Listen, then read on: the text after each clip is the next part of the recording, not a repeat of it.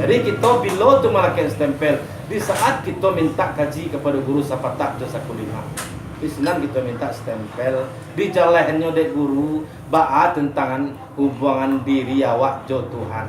Di sinan stempel dek ya guru.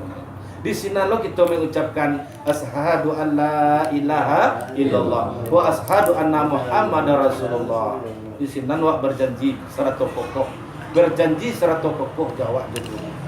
Ia bayi barat sawah lah babi batang ladang lah babi talak lah jalah dewak biteh-biteh agama Islam gua. Namanan basuwa, namanan batagah lah tentu dewak. Sabalun itu alun jalah dewak lebar. Lai jalah tapi nak bekerja.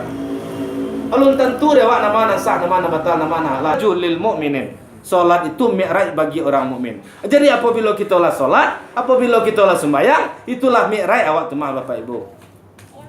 Tu nanya dewa, nanya sifat hamba kepada la ilaha illallah. Tu nak kita nanya. Tu makanya sembahyang itu tu.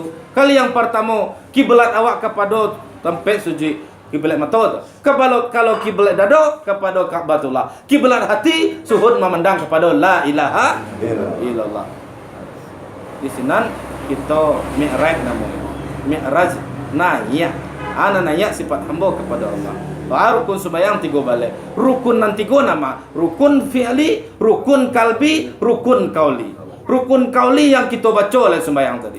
Bismillahirrahmanirrahim. Alhamdulillahirabbil alamin. Para lu kita baca tu.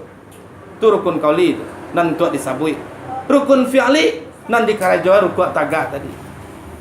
Rukun kalbi, rukun nan di hati sawa. Nan suhud memandang kepada la ilaha illallah. Bila tu rukun fi'li. Di saat kita tagak berdiri batu. Sia nan tagak, sia nama digi. Nan pegantuangan perak nan ke kita pijaan.